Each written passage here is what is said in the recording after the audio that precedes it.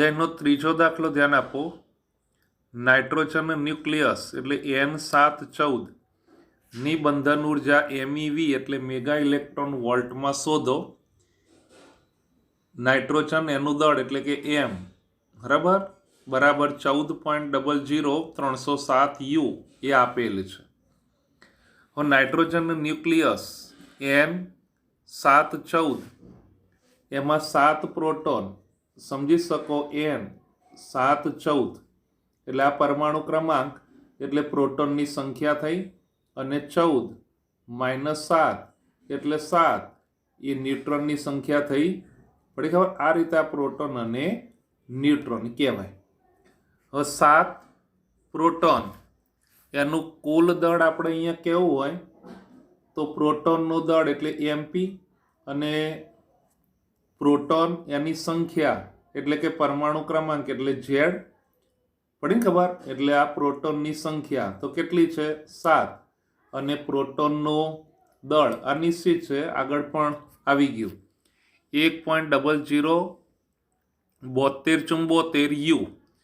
એવી રીતે 7 ન્યુટ્રોન એનું કુલ દળ લેવું હોય તો ન્યુટ્રોન એટલે N અને દળ એટલે Mn ન્યુટ્રોનનું એટલે 7 ગુણ્યા આ પણ નિશ્ચિત 1.008665 U।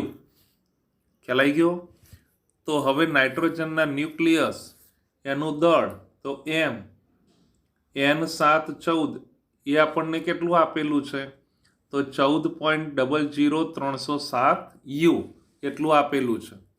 તો માટે ડેલ્ટા M બરાબર ZMP પ્લસ NMN તમને એટલી ખબર પડે કે આ દળ ક્ષતિ એટલે ઘટક ન્યુક્લિયન એનું કુલ દળ માઇનસ ન્યુક્લિયસ જે તે ન્યુક્લિયસ હોય એનું દળ એ આપણને દળ ક્ષતિ આપે। તો આ ઘટક ન્યુક્લિયન એનું દળ એટલે ZMP પ્લસ NMN કહેવાય। અને એમાંથી આ નાઇટ્રોજન એનું દળ બાદ કરીએ એટલે સમગ્ર ન્યુક્લિયસનું દળ બાદ કરીએ તો ZMP અલગ અલગ આપણે શોધ્યું તો 7 ગુણ્યા 1.07274 એનો ગુણાકાર આ પ્રમાણે આટલું મળે। પછી આ બંનેનો ગુણાકાર આ 7.0606655 મળ્યો અને માઇનસ આટલું તો 14.00307 બરાબર। તો હવે આ બંનેનો સરવાળો આટલો છે 14.11543 અને માઇનસ આ 14.00307 U। હવે આમાંથી એટલે કે આ 14.11543 એમાંથી 14.00307 એ બાદ કરીએ એટલે 0. આ ધ્યાન રાખજો આ 10844 એ નથી આવતો પણ આ બંનેનું સાદું રૂપ આપો ને એટલે 0.11236 આવે છે એટલે આ થોડીક પ્રિન્ટિંગ મિસ્ટેક એટલે 0.11236 એટલું કરી કાઢવાનું। ખ્યાલ આવી ગયો? હવે આગળ તો આ તો આટલા તો U આપણને મળે એવું કહેવાય બરાબર। કોણ આવ્યું તો ડેલ્ટા M બરાબર। હવે આપણે AQ બરાબર તો 931.5 MeV એ તમે જાણો છો। તો નાઇટ્રોજન એના ન્યુક્લિયસની બંધન ઉર્જા EBN બરાબર 0.11236 હોય ને આ 0. આ સાચું જ થઈ ગયું પાછું તો 0.11236 એ U એને MeV માં ફેરવીએ એટલે AQ બરાબર 931.5 MeV એટલે 931.5 MeV બરાબર। તો આ બંનેનો ગુણાકાર 104.66334 MeV આ તમારો જવાબ થયો। આ નથી હો બરાબર, આ નથી એટલે 104.66334 MeV આ તમારો જવાબ થયો। સમજ પડી ગઈ? ક્લિયર? ઓકે। એની પછી સ્વાધ્યાયનો ચોથો દાખલો ધ્યાન આપો। નીચેની વિગતો ઉપરથી Fe 2656 અને Bi 83209 ન્યુક્લિયસની બંધન ઉર્જા MeV એકમમાં શોધો। તો Fe નું દળ 55. 934939 યુ, બીઆઈનું દળ 208.980 યુ. કયા ન્યુક્લિયસની ન્યુક્લિયન દીઠ બંધન ઉર્જા વધારે છે? તો આમાં એફઈની પહેલાં વાત કરીએ અને પછી બીઆઈની વાત કરીએ. બંને એક આવડી જાય ને એટલે બીજું એની ઉપરથી જ છે, એટલે અઘરું નથી. તો એફઈ 2656 ન્યુક્લિયસમાં 26 પ્રોટોન છે, આવું હવે તમને ખબર પડી ગઈ, બરાબર. એફઈ 2656, તો એમાં 26 શું છે? પ્રોટોન. અને 56 - 26 એટલે 30 એ શું છે? તો ન્યુટ્રોન છે. ખ્યાલ આવી ગયો ને? તો 26 પ્રોટોનનું દળ એટલે ઝેડ એમપી, તો ઝેડ એટલે 26 અને એમપી, હવે આ તો ખબર જ હોય, બરાબર. આ દળ તો તૈયાર રાખવાનું જ, ના પણ આપે તો 1.007825 એટલે ગુણાકાર કરો એટલે 26.20345 યુ, બરાબર.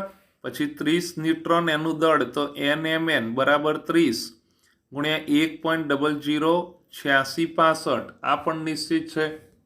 1.008665 એટલે 30.25995 યુ.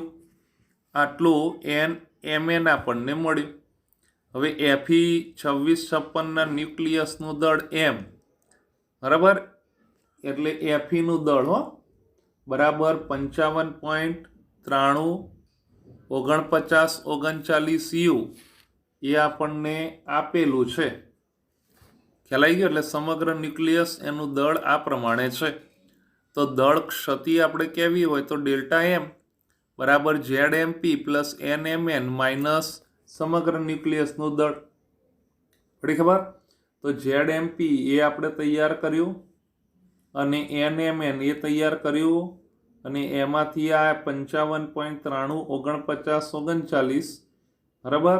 એટલે અહીંયા 0.528461 યુ આટલું આપણને મળે. ખ્યાલ આવી ગયો? તો હવે એફઈ 2656 ના ન્યુક્લિયસની બંધન ઉર્જા કેવી હોય? તો MEV એના સ્વરૂપમાં મળે ને. તો EBN કોનું?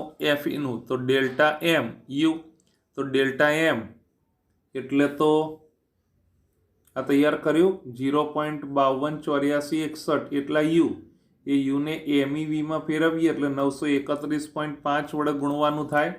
તો આ બંનેનો ગુણાકાર કરીએ એટલે 492.2614.215 MEV. તો અહીંયા આપણે લગભગ 492.26 MEV એ આપણે કહી શકાય. ખ્યાલ આવી ગયો? હવે એફઈ 2656ની ન્યુક્લિયન દીઠ બંધન ઉર્જા, એટલે ન્યુક્લિયન દીઠ બંધન ઉર્જા, ન્યુક્લિયસની બંધન ઉર્જા હતી. ન્યુક્લિયન દીઠ બંધન ઉર્જા માટે ભાગ્ય એ કરવાનું થાય ને, તો EBN અપોન એ, તો 492.26 અને અપોન એ એટલે પરમાણુ દળાંક, એટલે તો 56 છે ને. તો આ પ્રમાણે તો ભાગાકાર કરીએ એટલે 8.79 MEV તરીકે મળે. બસ આ જે પ્રમાણે પ્રોસેસ કરીને એફઈ માટે એવી જ પ્રોસેસ જો આપણે શું કર્યું? એફઈના પહેલાં ઝેડ એમપી પછી NMN તૈયાર કર્યું, પછી ઝેડ એમપી વત્તા NMN, બરાબર, એનો સરવાળો ને એમાંથી ન્યુક્લિયસનું દળ બાદ કર્યું એટલે એ દળ ક્ષતિ મળી. પછી બંધન ઉર્જા માટે એ દળ ક્ષતિ અને ઇન્ટુ યુ, પણ 1 યુ બરાબર તો 931.5 MEV.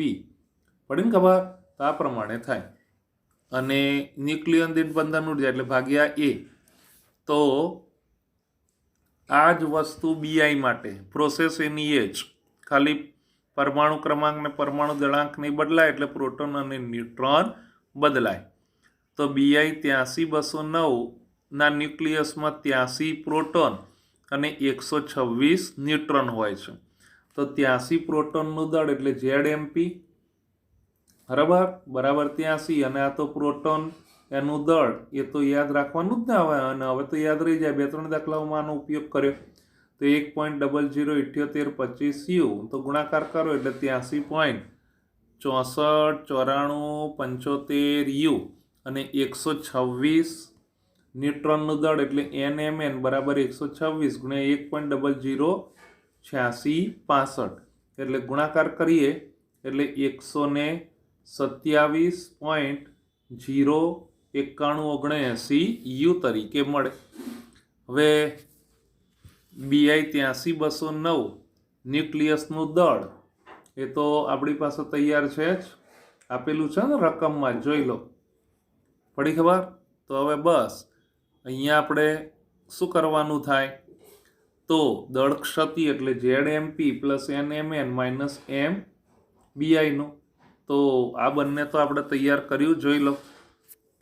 બરાબર. ZMP એટલે 83.649495 અને વત્તા આ 127.0919790 અને એમાંથી આ દળ બાદ કરીએ જે આપેલું છે તે, એટલે 1.760.877 યુ. આ નવી કોઈ વસ્તુ નથી હો, પ્રક્રિયા એની જ, ખાલી આંકડાઓ બદલાયા બસ. હવે બીઆઈના ન્યુક્લિયસની બંધન ઉર્જા એટલે EBN બરાબર ડેલ્ટા M યુ. તો ડેલ્ટા M એટલે તો ઉપર આપણે તૈયાર કર્યું 1.760.877 અને ગુણ્યા યુ એટલે તો એનું MEVમાં રૂપાંતર કરી એટલે 931.5 MEV એટલે 1640.2569 MEV એટલે અહીંયા